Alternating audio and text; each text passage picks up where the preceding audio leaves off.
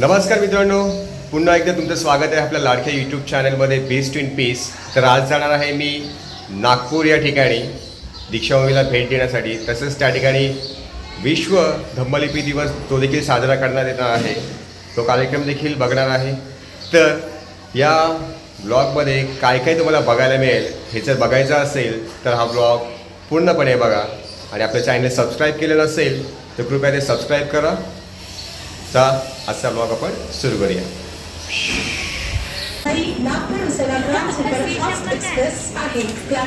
रात्रीच्या आता 2 वाजले आहेत आणि पोचलो आता मलकापूरला.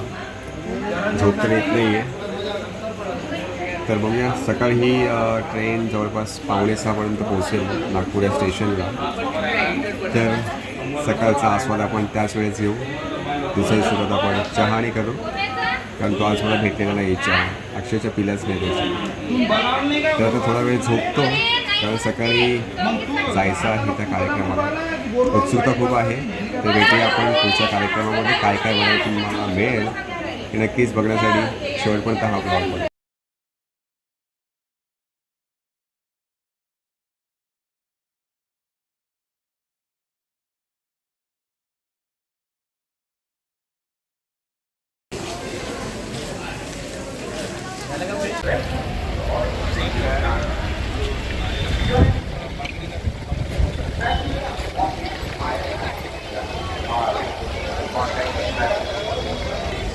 तर मित्रांनो, सकाळचे 6 वाजले आहे आणि पोचलो आहे नागपूर या रेल्वे स्थानकाजवळ. आणि इकडे जायचं आहे आपल्याला आपल्या गंतव्यस्थानी, म्हणजेच जायचं आहे आमदार निवास या ठिकाणी. तिथेच आजचा आपला प्रोग्राम आहे आणि त्याच्यानंतर जाणार आहे दीक्षाभूमी या ठिकाणी.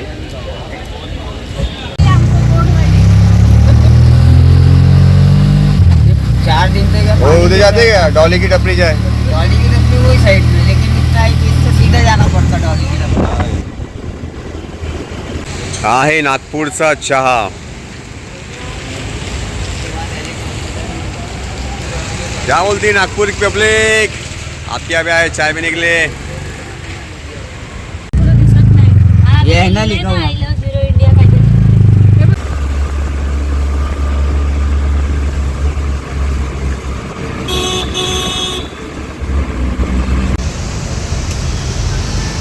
सुप्रभात मित्रांनो.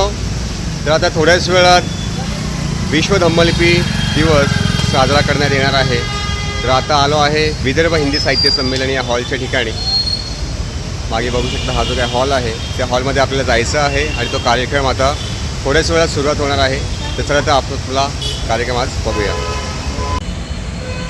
20 ऑगस्ट 2023 म्हणजे आजच्या दिवशीच दान पारमिता संस्था भारत या संस्थेमार्फत आज विश्व धम्मलिपी गौरव दिवस साजरा करण्यात येणार आहे. तर आता आले आहे हॉलच्या ठिकाणी. त्या हॉलचं नाव आहे विदर्भ हिंदी साहित्य संमेलन हॉल. त्या हॉलमध्ये आपल्याला जायचं आहे आणि थोड्याच वेळात तो कार्यक्रम सुरू करण्यात येणार आहे.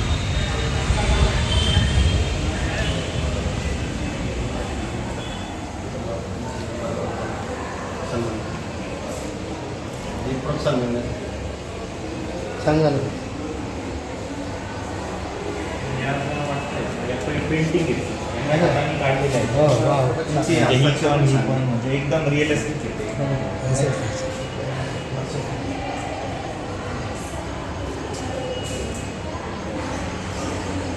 आपल्या संस्थेचं यश आहे. आणि ही लिपी आपण शिकलो म्हणजे तर सर्व श्रेय कोणाला जातं ते सर जेम्स प्रिन्सेप यांना. आज त्यांची 224वी जयंती आहे. तो तरुण भारतात 20 वर्षाचा असताना आला आणि त्याला ते वेळ लागलं. म्हणजे त्यांना जी नोकरी दिली होती त्या नोकरीमधून त्यांना त्यांना आणि संशोधनाचं काम दिलं होतं. त्याच्यावरची जी लिपी होती ती लिपी आणि शिलालेखामध्ये जी लिपी होती त्यांना जी भेटले आणि त्यांची ती संशोधनाची जी भूक होती ती वाढायला लागली. आणि त्यातून त्यांना ते वाटलं की आपण ही लिपी शिकलं पाहिजे. आणि त्यांनी लिपी शिकली, खरोष्टी लिपी शिकली आणि त्याची वर्णमाला बनवली. त्यामुळे आज आपण ती लिपी शिकू शकलो आणि इतरांनाही शिकू शकतो. म्हणजे सर्व श्रेय जातं तर सर जेम्स प्रिन्सेप यांना. आणि त्यांच्यामुळे आपल्याला सम्राट अशोक कळाले, नाहीतर आपल्याला कळाले पण नसते. आपला कार्यक्रम भरपूर मोठा पूर्ण दिवसाचा आहे. आपल्याकडे वेळ पण कमी आहे. आपल्याला वक्त्यांना जास्त वेळ द्यायचा आहे. मी माझी थोडक्यात जी प्रस्तावना इथं मांडली आहे, मी संतोष अंबारे सरांना विनंती करतो त्यांनी पण थोडक्यात. जय भीम सर्वांना. थकले नाही ना, कारण कार्यक्रम दिवसभराचा आहे. विश्वरत्न बाबासाहेब आंबेडकर, महान चक्रवर्ती सम्राट अशोक, तथागत गौतम बुद्ध व आज आपण ज्यांच्या जयंतीनिमित्त जमलेलो आहोत असे जेम्स प्रिन्सेप या सर्व महामानवांना जीवावर वंदन करतो व आपल्या सर्वांना जय भीम करतो. जसं सरांनी सांगितलं की आपण आज ज्यासाठी जमलो आणि आजपर्यंत आपण काय काम केलं आहे, या व्यतिरिक्त पण आपण दान पारमिता फाउंडेशन याच्या माध्यमातून संपूर्ण महाराष्ट्राभरात विविध प्रकारची कामं करतो. आता दान पारमिताच का नाव आपण घेतलं त्याचं बघायला गेलं की बुद्धांनी 10 पारमिता सांगितल्या आहेत आपल्याला, बरोबर. या 10 पारमितांपैकी सर्वात महत्त्वाची जी पारमिता आहे ती दान पारमिता आहे. म्हणजे तुम्हाला पुण्य अर्जित करायचं असेल तर तुम्हाला दान करावं लागतं. आणि इव्हन आपण ज्या संपूर्ण लेण्याच्या काही बघतो भारतामध्ये, या संपूर्ण लेणीचा उदय हा दान पारमितेतूनच झालेला आहे. दान पारमिता म्हणजे जो कोणी त्या काळी समाजातला तळागाळातला जो काही व्यक्ती असेल, राजा असेल, प्रत्येक जण आपली दान पारमिता पूर्ण करून लेणीसाठी दान द्यायचा आणि मग लेणी उदयाला आली. मग हेच आपण दान पारमिताचं महत्त्व लक्षात घेऊन आपल्या संस्थेचं नामकरण दान पारमिता केलं. आता दान पारमिता जे काय करतो आपण त्या याच्यामध्ये आपण विविध कामं अशी करतो. थोडक्यात काय जे काय दानाचं काम आहे आपण ते सर्वात महत्त्वाचं आहे आणि शिक्षणाचं दान पण आहे.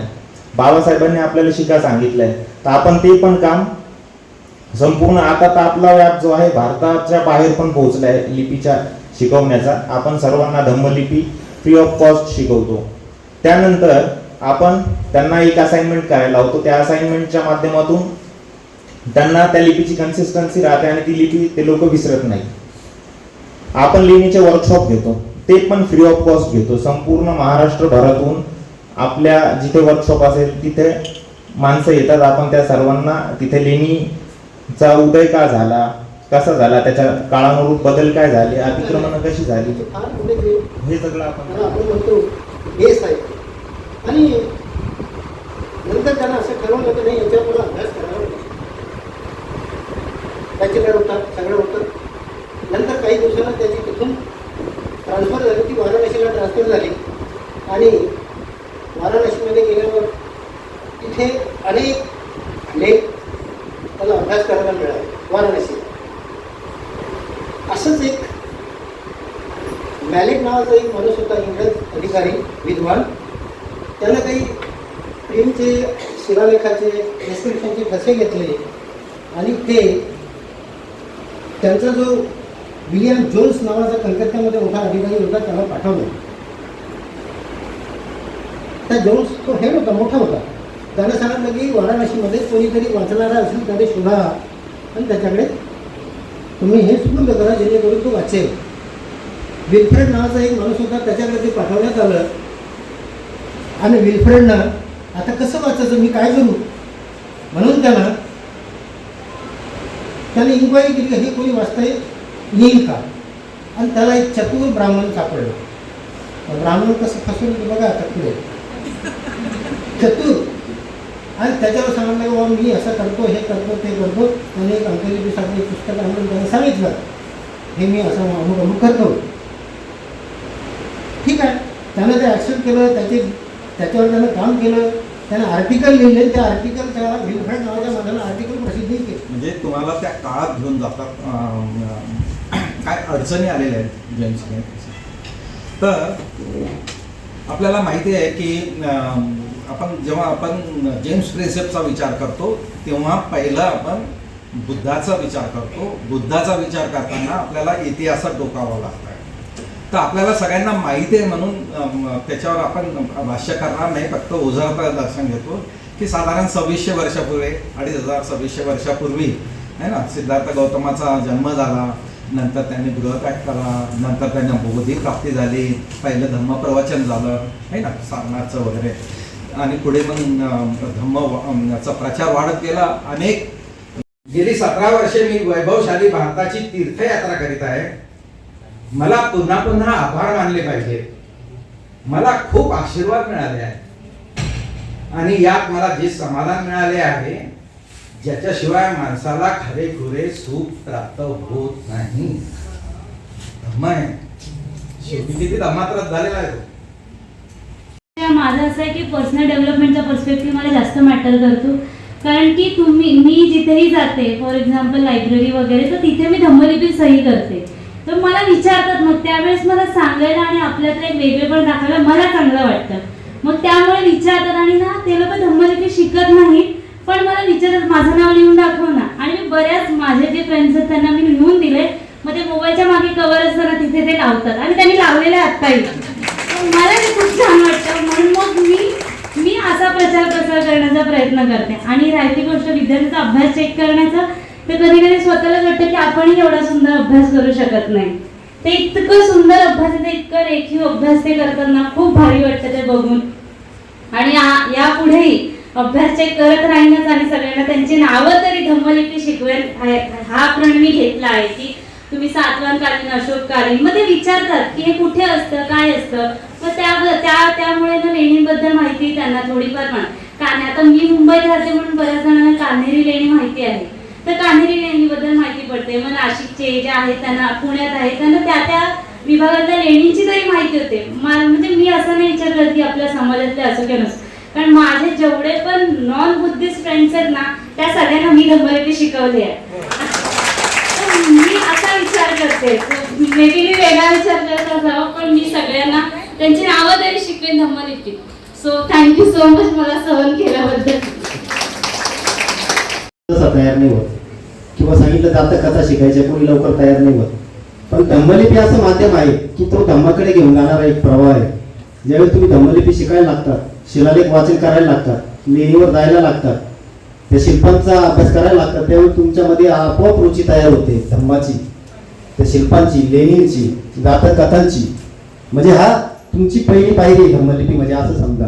म्हणजे तुम्ही त्या धम्माच्या प्रवासात त्या पायरीवर पाय ठेवला आहे आणि आपोआप तुम्हाला ते वरची स्टेप गाठायची उत्सुकता तयार होते. म्हणजे धम्मलिपी इतकी इंटरेस्टिंग आहे, उत्सुकता प्रत्येकामध्ये असते शिकायची, ती प्रत्येकाने शिकली पाहिजे. यानंतर मी प्रीती रामटेके मॅडम यांना विनंती करतो त्यांनी पण आपला अनुभव शेअर करावा. तर आज सर जेम्स प्रिन्सेप यांची जयंती म्हणजे विश्व धम्मलिपी गौरव दिवस, तो आज आपला एक उत्सवाप्रमाणेच आपण साजरा केला आहे.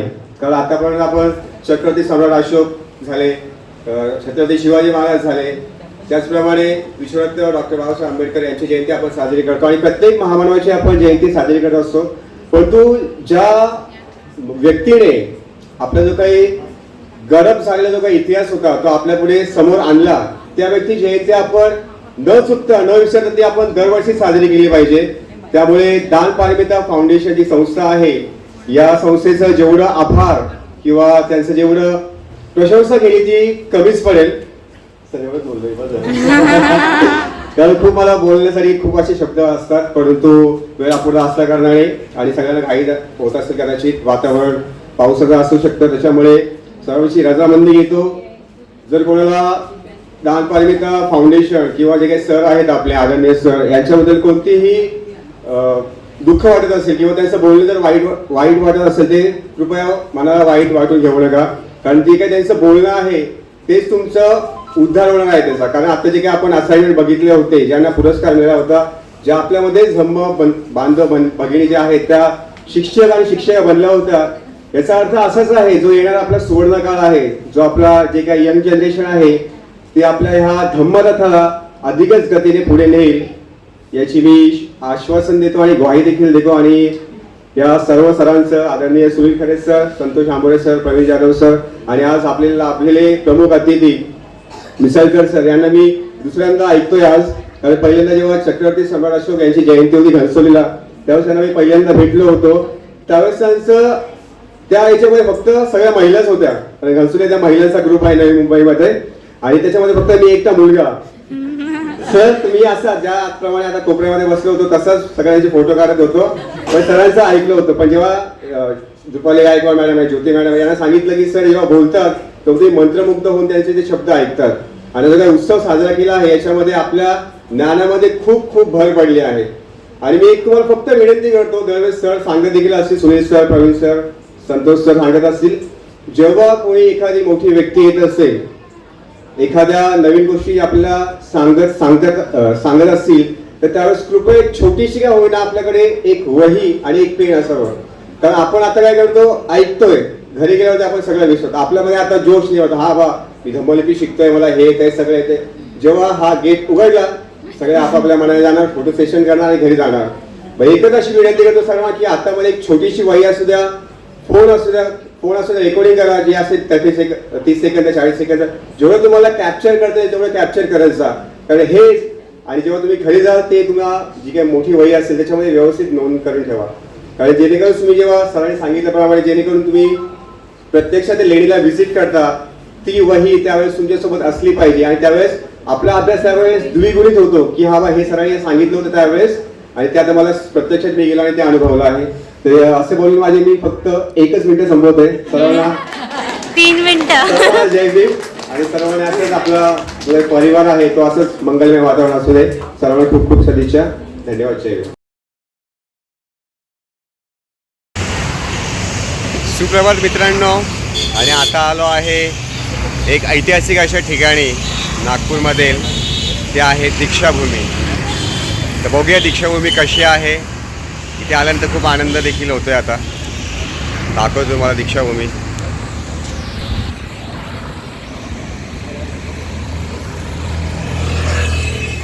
तर आपल्याला आत्ता आतमध्ये जायचं आहे दीक्षाभूमी बघण्यासाठी.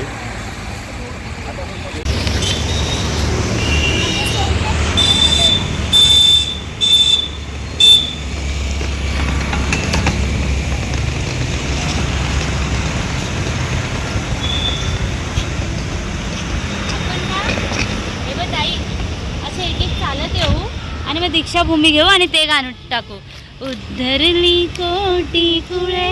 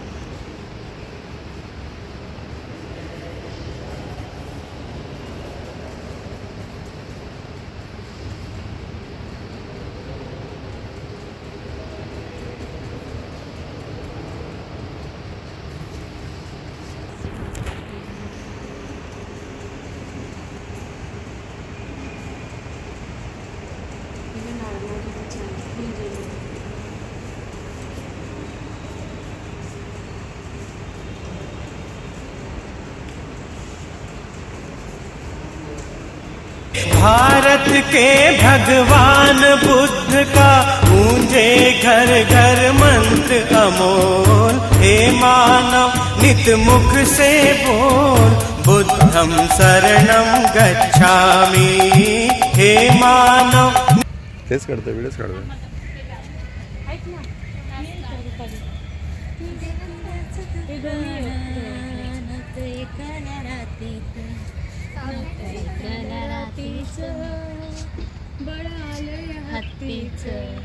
माझ्या जातीचं जातीचं नशीब जातीचं, माझ्या जातीचं जातीचं थोर नशीब जातीचं, भीम 100 नंबरी सोन महूच्या मातीचं, भीम 100 नंबरी सोन महूच्या मातीचं.